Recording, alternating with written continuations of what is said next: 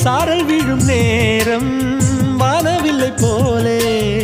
தோன்றிடும் அழகான காதல் ஓசையின்றி வந்து உள்ளுக்குள்ளே வாழும் இளமையின் சங்கீதம் காதல்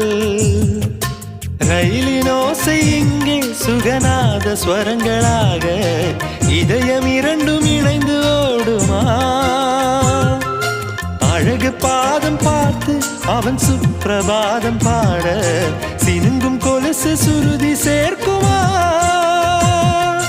கோடி கோடி மின்னல்கள் ஓடி வந்து பாயுதே ஏன